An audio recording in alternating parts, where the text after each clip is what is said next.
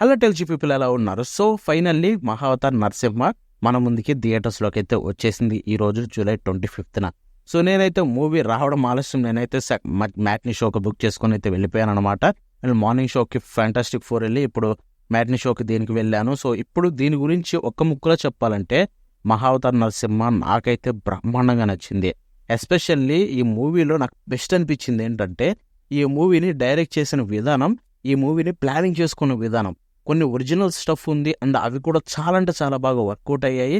Movie చూస్తున్నంతసేపు కూడా నాకు ఎక్కడ కూడా దేన్ని తగ్గించినట్టు, ఎవరిని తక్కువ చూపించినట్టు లేదు. ఎవరిని ఎలా చూపించారో, ఎంత బాగా చూపించారో అంత బాగా చూపించారు. అండ్ కొన్ని షార్ట్స్ చూసుకుంటే మనకి ఒక స్టేజ్ ప్లే లాగా అయితే చేశారు most of the shorts. And అవి కూడా పర్లేదు, బాగానే వర్కౌట్ అయ్యాయని చెప్పాలి. ఎందుకంటే నేను ఫస్ట్ ఆఫ్ ఆల్ స్టేజ్ ప్లేకి పెద్ద ఫ్యాన్ కాదు. లైక్ స్టేజ్లో ఉండి నించోని డైలాగులు చెప్పినట్టు నాకు పెద్ద ఫ్యాన్ కాదు. ఈ మూవీలో చూసుకుంటే సర్ప్రైజింగ్లీ యానిమేషన్ ఫామ్లో ఉండడం వల్లేమో అటువంటి సీన్స్ కూడా కొన్ని వర్కౌట్ అయ్యాయి అండ్ నాకు బాగా అనిపించాయి. కొన్ని చోట్ల కొంచెం లెంతీ అనిపించినా బట్ మోస్ట్ ఆఫ్ ద పార్ట్లో స్టేజ్ ప్లే లాగా అనిపించిన సీన్స్ అన్ని కూడా బాగానే అనిపించాయి, ఎక్కడ ప్రాబ్లం లేదు. ఫస్ట్ ఆఫ్ నేను దీని గురించి ప్లాట్ ఏం చెప్పాలి. ఇది చూసుకుంటే మీకు విష్ణు అవతారాలు ఉన్నాయి కదా, 10 అవతారాలు, వాటిల్లో ఒక అవతారమే మహావతార్ నరసింహ. సో ఆ నరసింహుడి అవతారం గురించి అయితే ఈ మూవీ ఉంటుంది. బట్ నాట్ జస్ట్ దట్, ఈ స్టోరీ ఫస్ట్ నుంచి ఫాలో అవుతూ మీకు వరాహ అవతారం కూడా కనిపిస్తుంది. సో ఇలా చూసుకుంటే వరుణదేవుడు కనిపిస్తాడు ఈ మూవీలో కావచ్చు. సో ఇలాగ చాలా ఉంటాయన్నమాట. అండ్ మీకు ఒక మంచి మూవీని చూసిన ఫీలింగ్ అయితే కలుగుతుంది. ఎస్పెషల్లీ ఈ జనరేషన్ కిడ్స్, ఈ జెన్జీ కిడ్స్ ఎవరైతే ఉన్నారో అందరూ చూడాలి. 2000లో పుట్టే నేను కూడా జెన్జీ కిడ్డేనా? నేనైతే ఫస్ట్ నుంచి చిన్నప్పటి నుంచి ఇవన్నీ వింటూ చూస్తూ పెరిగాను కాబట్టి మనకి పెద్ద కొత్త కాదు ఈ స్టోరీ చూడడం అనేది. బట్ ఇది కొత్తగా అనిపించింది. ఎందుకంటే ఇప్పటి వరకు ఫస్ట్ ఆఫ్ ఆల్ నా హానెస్ట్ ఒపీనియన్ చెప్తాను, ఈ మూవీ మీద నేను ఫైనల్లీ హ్యాపీ అయ్యాను. ఎందుకంటే first of all God Vishnu, ఆయన అవతారాలు కావచ్చు, ఆయన స్టోరీస్ కావచ్చు, నాకు చాలా ఇష్టం. చిన్నప్పటి నుంచి వింటూ పెరిగాను కాబట్టి మిగతా గాడ్స్తో పోలిస్తే. సో కాబట్టి ఆయన అవతారాలు నేను ఎప్పుడు చూసినా కానీ చాలా హ్యాపీనెస్ వచ్చేది చిన్నప్పుడు. బట్ ఎప్పుడూ కూడా ఆయన అవతారాన్ని ప్రాపర్గా చూపించలేదు, ఎస్పెషల్లీ నరసింహ అవతారాన్ని. అదొక సింహం అవతారం. సో కాబట్టి మనోళ్ళు అప్పట్లో అంత యానిమేషన్లు సీజీలు చేయలేదు.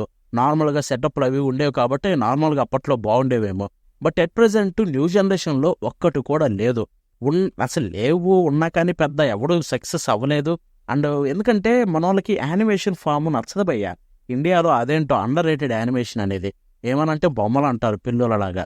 సో లైక్ లిటరల్లీ యానిమేషన్ ఫామ్ని ఎంకరేజ్ చేయక ఇన్ని సంవత్సరాలు మనకి ఇలాంటి మంచి మూవీస్ రాలేదు.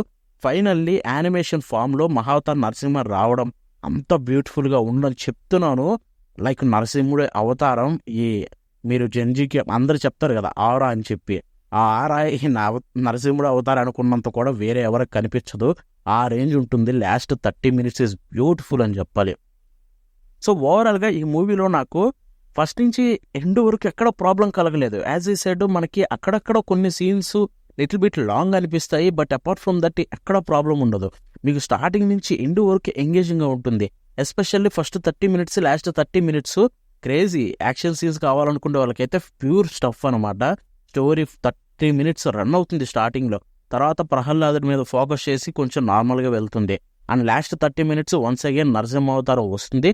అక్కడి నుంచి మొత్తం గూస్ బంప్సే. సో ఓవరాల్గా ఈ మూవీ చూస్తున్నంతసేపు కూడా నాకు ఎక్కడ ఏదో తగ్గినట్టు ఫీలింగ్ అయితే కలగలేదు. ఒక మంచి మూవీని చూసిన ఫీలింగే కలిగింది. వీళ్ళకి యానిమేషన్ విషయానికి వెళ్ళిపోతే నాకు ఇక్కడే కొంచెం లైక్ యానిమేషన్ చాలా బాగుంది. వాళ్ళ ఫస్ట్ ప్రాజెక్ట్ కాబట్టి నేను తక్కువ చేయాలనుకోవట్లేదు.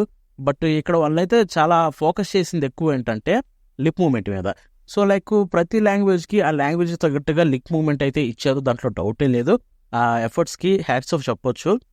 బట్ నాకున్న డౌట్ ఏంటంటే ఆ లిప్ మూమెంట్స్ని వాళ్ళు క్యారీ చేయడానికి యూజ్ చేశారా, లేకపోతే మనుషులతోటి అది యూజ్ చేసి టెక్నాలజీని యూజ్ చేశారా, ఐ డోంట్ నో వాళ్ళు ఏం చేశారు అనేది. కానీ అక్కడ చూసుకుంటే కొన్ని సీన్స్లో ఆ లిప్ మూమెంట్ అనేది చాలా టైప్ అయితే కనిపిస్తుంది అనమాట మీకు చూడడానికి.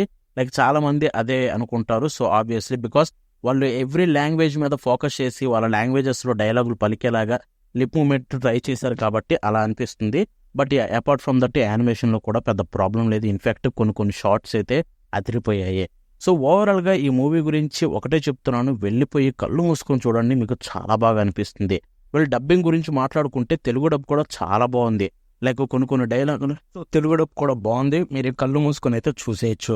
మీకు దగ్గరలో థియేటర్లో ప్లే అవుతుంటే డెఫినెట్లీ వెళ్ళి చూసేయండి. ఒక మంచి మూవీని చూసిన ఫీలింగ్ కలుగుతుంది. And don't miss it.